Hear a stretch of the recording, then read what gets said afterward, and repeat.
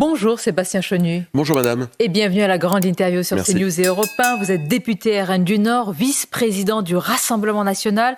Dans quelques instants, nous allons parler bien sûr, Sébastien Chenu, du débat hier à l'Assemblée sur l'Ukraine. Mais à ce sujet, justement, cette nuit, la Maison-Blanche a donc annoncé la suspension de l'aide militaire à l'Ukraine pour faire pression sur le président ukrainien. Et Donald Trump a lancé que Zelensky devrait être plus reconnaissant. Déclaration dans la même veine que leur échange très musclé dans le bureau ovale. Comment vous qualifiez à la fois la décision et l'attitude du président américain ? Écoutez, on sait comment fonctionne Donald Trump. Il y a à la fois toujours un peu de provocation. Il a aussi été élu sur un programme qu'il entend visiblement faire respecter, qui est celui de ne plus donner d'argent sur des fronts extérieurs et de négocier, d'obtenir une paix coûte que coûte entre l'Ukraine et la Russie. Et donc, il met en application son discours. C'est assez classique. Il le fait avec le tempérament qu'on lui connaît, qui peut être assez malaisant. C'est vrai que les images qu'on a vues n'étaient pas les plus heureuses, probablement. Mais ce que Donald Trump dit, tout simplement, c'est qu'il veut récupérer désormais son argent, qu'il veut la paix. Et ça, c'est pas nouveau. On fait parfois, enfin, de s'étonner. Donald Trump a toujours eu ce discours. Alors, je ne sais pas qui s'étonne, mais certains vous ont reproché, ou en tout cas ont reproché à Marine Le Pen d'avoir relativisé justement ce clash entre Donald Trump et Volodymyr Zelensky. La même Marine Le Pen qui, hier, à la tribune de l'Assemblée, salue l'héroïsme ukrainien face à l'invasion russe. Donc, question directe, Sébastien Chenu. Votre soutien à l'Ukraine, vous le qualifiez de réaliste ? Constant, nous avons mais toujours soutenu. Oui, bien sûr, parce total, que moi j'entends, enfin sans limite. Il y a toujours des limites, évidemment, mais j'entends que Zelensky veut des garanties avant de signer un quelconque accord. Et comment ne pas trouver qu'il a raison ? Oui, bien sûr que Zelensky veut et doit obtenir des garanties, parce que quand il y a eu des cessez-le-feu ou quand il y a eu des pas en avant, souvent c'est Poutine qui a torpillé tout ça. Donc moi j'entends ce que le président ukrainien dit, j'entends et je salue le courage du peuple ukrainien qui cherche à se faire respecter.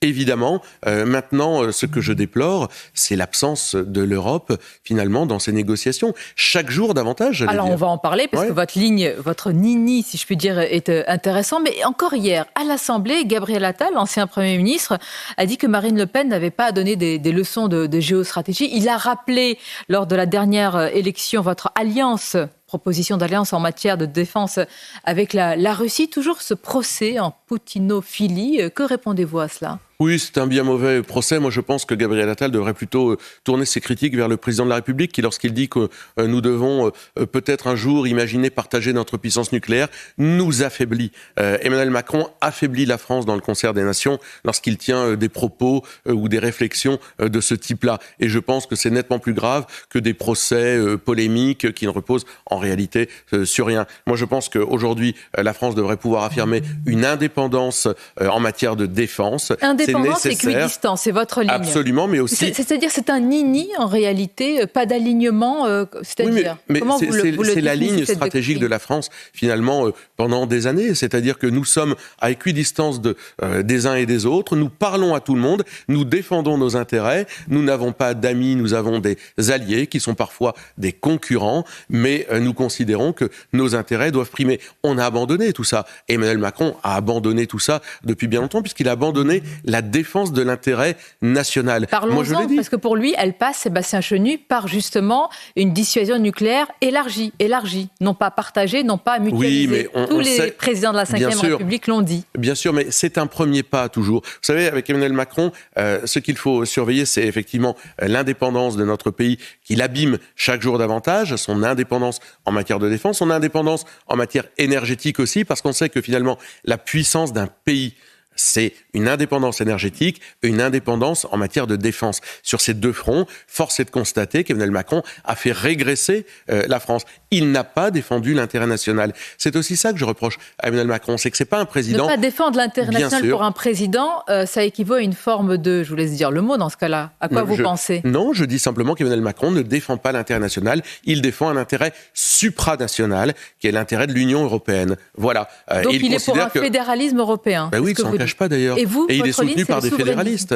Bien sûr, mais depuis toujours, vous savez, moi, mon premier vote, ça a été contre Maastricht, contre le référendum de Maastricht. Lorsque j'ai pu voter, la première fois où j'ai voté, c'était la première brique qui a été posée, qui a déconstruit finalement l'indépendance de notre pays. Donc aujourd'hui, on continue, et je dois dire que Ursula von der Leyen fait avancer un agenda fédéraliste dès qu'elle le peut. Vous savez, agiter... j'allais dire au vu et au su de tous, il n'y a pas d'agenda caché. Oui, enfin, il y a aussi quand même des agitations et des peurs qui sont faites. Par exemple, dire Vladimir Poutine sera bientôt à Paris. Quand j'entends Jean-Noël Barrot, ministre des Affaires étrangères, enfin, sincèrement, quel niveau, qui est plutôt un TikToker, pour ceux qui ont pu voir ces vidéos, qui nous dit le front se rapproche de plus en plus de nos portes. Enfin, je veux dire, à un moment, il faut aussi arrêter d'agiter des peurs pour simplement faire avancer un agenda fédéraliste. C'est ce que fait Emmanuel Macron, c'est ce que fait son gouvernement. Vous proposez, face à ce fédéralisme, vous proposez le souverainisme, Sébastien Chenu. Ça, c'est,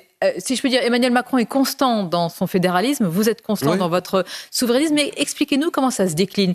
Marine Le Pen a dit hier, la sécurité européenne ne passera pas par la défense européenne, mais par la défense renforcée de chacune des défenses des nations européennes. Absolument. Autrement dit, l'Europe ne peut pas s'entendre pour se protéger. Mais l'Europe peut faire des partenariats, et d'ailleurs on le fait, s'entendre entre nations, mais notre défense nationale ne doit reposer que sur nous-mêmes, ou en tous les cas principalement sur nous-mêmes. Donc d'abord, le souverainisme, c'est d'abord cette défense qui repose sur nous-mêmes. Ça veut dire aussi qu'il faut acheter français en matière de défense. Je vois que l'Union européenne n'achète pas français. Aucun contrat américain d'ailleurs n'a été dénoncé. Comment les contraindre par une forme de préférence mais parce que c'est là où les pays peuvent passer justement des alliances, peuvent avoir des partenariats. C'est là où l'Europe peut montrer qu'elle veut d'abord se solidifier, se mettre en avant en se soutenant les uns les autres. Et puis c'est, je l'ai dit, l'indépendance énergétique. Tant qu'on ne réglera pas ces problèmes d'indépendance énergétique aussi, nous ne serons pas une nation libre, nous serons une nation sous tutelle ou dépendante des autres. Des autres dont qui est dépendant des États-Unis en matière de défense, dépendant de l'Union européenne en matière d'énergie, alors que nous avons la capacité à produire une énergie à bas coût. Eh bien aujourd'hui, nous sommes pris d'un côté et de l'autre. Alors, en attendant, il va falloir quand même financer cet effort de défense, d'abord national, mais aussi européen. Qui va payer ? Par exemple, l'ancien Premier ministre Gabriel Attal a émis, chacun d'ailleurs, il va de son hypothèse et de sa piste, a dit il faut saisir les avoirs gelés des Russes. C'est quand même un pactole, si je puis dire, une somme importante de 300 milliards. Est-ce qu'on peut, comme ça, piocher dans ces avoirs gelés ? Faisons déjà le bilan des sanctions qui ont été menées contre la Russie et voyons si ce bilan a bénéficié à la France et s'il a permis... moi, je vois qu'il a abîmé l'économie française et qu'il n'a rien permis en matière de capacité à faire cesser le feu, à trouver la paix et à aider l'Ukraine à s'en sortir. Moi, je vois qu'aujourd'hui, Bruno Le Maire, qui nous disait « nous allons mettre à genoux l'économie russe », a réussi surtout à affaiblir l'économie française. Donc, on voit bien que à continuer comme ça, c'est une façon d'abîmer nos économies nationales. Donc quand Gabriel Attal dit ça, en réalité ce sont des choses qui sont souvent peu réalisables, mais surtout, à la fin, c'est notre économie qui est abîmée. Allons vers la paix. Faisons ce que Marine Le Pen disait hier devant l'Assemblée nationale, une grande conférence de paix sur le dos de qui ? Sans l'union, pas sur le dos de quelqu'un, au bénéfice de l'Ukraine évidemment, qui définira elle-même les conditions d'un accord de paix qu'elle pourrait avoir, mais une conférence dans laquelle l'Union européenne serait absente, mais où tous les pays européens seraient présents. Avec le nouvel homme du nouvel ordre mondial, M. Trump. Mais pas sans lui, mais pas uniquement avec lui. Parce qu'aujourd'hui, ce qui se passe, c'est que ça se passe avec Trump, ça se passe avec la Chine, ça se passe en Turquie, mais ça ne se passe pas avec la France et avec les pays européens. D'ailleurs, Emmanuel Macron a été largement humilié dans la proposition qu'il a faite dernièrement, c'est-à-dire avec Londres, de quelques heures. Voilà. C'est une humiliation de proposer, d'essayer de trouver une voie. Ce n'est pas réaliste. Nous, ce que nous demandons, c'est de mettre tout le monde autour de la table depuis très longtemps. Ce n'est pas évidemment ce qui a été fait. Autre dossier, Sébastien Chenu, autre actualité brûlante, ça concerne l'Algérie, alors que le président n'est pas sur la même ligne que le Premier ministre et le ministre de l'Intérieur. On apprend dans le Figaro que l'entourage, comme on dit présidentiel, craint en réalité les réactions de la diaspora algérienne. C'est ce qui motiverait, je me permets de mettre cela au conditionnel, ce sont des offs, la position du chef de l'État, qui ne compte pas, on l'a vu, ça il l'a dit, s'engager dans le bras de fer. Il a dit les accords de 68, c'est moi, c'est le président. Quelle honte. Franchement, voir Emmanuel Macron avoir peur trembler devant une réaction possible de la diaspora algérienne est honteux pour plusieurs raisons. D'abord, ça veut dire qu'il essentialise aussi nos compatriotes franco-algériens, imaginant qu'ils seraient surtout des Algériens et pas attachés au fait que la France puisse vouloir se faire respecter. Je trouve ça incroyable. Ça veut dire qu'il oublie aussi que chez les Algériens ou les franco-algériens, il y a des Kabyles, il y a toute une différentes sensibilités qui existent et qui n'amènent pas forcément au soutien du régime algérien à tout prix. Donc je pense que d'abord, il essentialise et il fait preuve d'une mauvaise manière à nos compatriotes franco-algériens. Et puis la deuxième chose, comment peut-on accepter d'être président d'un pays, la France, qui se fait humilier, qui ne réagit pas et qui dit simplement on va continuer à prendre des thés avec les dirigeants algériens en regardant si on ne peut pas améliorer sur un coin de table 2-3 choses très gentiment. Vous êtes toujours sur la ligne du zéro visa. Mais pas uniquement du zéro visa. Je vous rappelle qu'on a ouvert 2 consulats de plus pour l'Algérie sur notre territoire. C'est Gérald Darmanin qui a fait cela ces dernières années, sans retour, sans aucune contrepartie. On accueille, Bruno Retailleau, accueille des imams algériens pendant cette période de Ramadan. Moi, je ne suis pas contre le fait que chacun puisse vivre sa religion, mais il le fait sans aucune contrepartie. On pourrait aussi dire à l'Algérie, écoutez, cette année, vu les relations, on va accueillir vos imams, mais il va falloir faire un geste. Vous ne reconnaissez pas d'essayer ? Notamment Boualem Sansal, qui est en train de mourir, de croupir dans les geôles algériennes, dont tout le monde, à part peut-être ici, on en parle un peu, et quelques responsables politiques qui ne sont pas à gauche le dénoncent, mais je veux dire, dont tout le monde se moque. À un moment, entendre Emmanuel Macron dire que non, il ne faut pas abroger, renégocier les accords franco-algériens de 68, c'est une honte. C'est un président qui a peur. Comment pouvons-nous être gouvernés par un président qui a peur ? Certains à gauche quand même parlent, pardonnez-moi de Boualem Sansal, ici même, je pense à Jérôme Guedj, c'est important de compter les soutiens, c'est toujours important. Bruno surtout lorsqu'ils sont uniques. Bruno Retailleau a affirmé de son côté avoir reçu quand même le soutien de l'Élysée, Sébastien Chenu, pour exiger le renvoi déjà des individus indésirables, même s'il reconnaît un désaccord avec Emmanuel Macron. Il a parlé hier d'une liste d'une centaine d'individus dangereux qu'il va présenter à l'Algérie. Des paroles, vous les avez souvent dénoncées, mais est-ce que vous reconnaissez là des actes, une volonté, un volontarisme ? Bon, d'abord, il y a à peu près 730, je crois, cas extrêmement sensibles d'Algériens qui posent des problèmes, possiblement de terrorisme, qui devraient repartir en Algérie. Bruno Retailleau se moque du monde.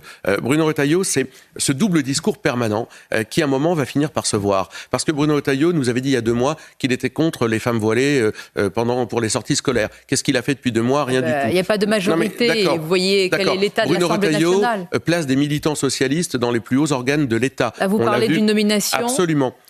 Certains disent une nomination technique au sein du ministère de l'Intérieur. Bruno Retailleau facilite ancienne présidente de SOS Racisme. L'ancienne présidente de SOS Racisme, vous avez raison. Bruno Retailleau facilite l'embauche de migrants dans les restaurants. Il vient de signer un décret. Donc c'est ça le nouveau champion de la droite des valeurs. C'est Bruno Retailleau qui perd tous les arbitrages, l'aide médicale d'État, les accords de 68, et qui en douce nomme des gens de gauche aux plus hautes instances, signe des décrets pour faciliter l'embauche de migrants. C'est ça le nouveau patron de la droite des valeurs. C'est ça l'homme qui est censé faire trembler l'extrême gauche, qui est censé remettre de l'ordre dans le pays. Non, sincèrement, Bruno Retailleau, ou n'a pas réellement la volonté ou n'a pas réellement les moyens, en tous les cas, n'est pas à sa place. En vous écoutant, Sébastien Chenu, une autre question me vient à l'esprit. Tout à l'heure, sur l'Europe et l'industrie et l'énergie, vous avez dénoncé Emmanuel Macron. Là, vous dénoncez Monsieur le ministre de l'Intérieur. On se demande pourquoi vous n'avez pas censuré le gouvernement si rien ne va. Non, mais parce que, vous le savez, de toute façon, il aurait été remplacé par un Premier ministre qui aurait eu la même couleur politique. Donc, il faut attendre la possibilité d'une dissolution pour bousculer un peu le jeu. Mais moi, je note, parce que je suis sur CNews, je peux probablement le dire, qu'il va plus vite, il est plus facile, et ça va plus vite dans notre société aujourd'hui, de fermer une chaîne de télévision que de se battre pour que Boualem Sansal revienne sain et sauf. Il est français, qu'il revienne sain et sauf dans notre pays. Vous parlez évidemment de C8. Puisque vous parlez de Boualem Sansal, il est français. Elle est française aussi, mais certains voudraient la déchoir de sa nationalité. Je parle de l'eurodéputée Rima Hassan après des énièmes propos polémiques et une avalanche de réactions. Qu'est-ce que vous en pensez, Sébastien Chenu ? D'abord, est-ce qu'on peut déchoir quelqu'un de cette nationalité ? Elle-même affirme qu'elle était apatride. Et est-ce que c'est la meilleure manière, justement, de combattre, de s'opposer, en tous les cas, à ces idées ? Non, mais Madame Rima Hassan fait avancer un certain nombre d'idées qui nourrissent l'antisémitisme dans notre pays. Elle est uniquement la défendresse de la Palestine. Elle nourrit un discours qui tend à exclure, à diviser, etc. Et ces propos, non seulement doivent être combattus, mais sont condamnables. La déchoir de sa nationalité, si elle n'a pas une double nationalité, ce n'est pas possible. Donc, quand j'entends un ministre des Relations avec le Parlement qui dit ça, moi, je ne connais pas le dossier personnel de Mme Rima Hassan, je ne sais pas quelle est sa carte d'identité, mais il serait bien qu'au sommet de l'État, on ne dise pas non plus n'importe quoi. Donc, combattons Mme Hassan aussi dans les urnes. La France insoumise est un danger pour notre pays. Chaque jour, nous le voyons, la France insoumise a un agenda qui est celui de la division, du chaos dans notre pays, qui est celui aussi de nourrir un discours sur l'antisémitisme et l'antisionisme. Combattons-les par les urnes d'abord, devant les tribunaux, si évidemment ils vont au-delà de ce qui est acceptable dans le droit de la presse, mais évidemment ça c'est notre boulot. Donc la justice est projet contre projet. Absolument. Merci Sébastien Chenu. C'était votre grande interview, je vous dis à bientôt et bonne journée à vous.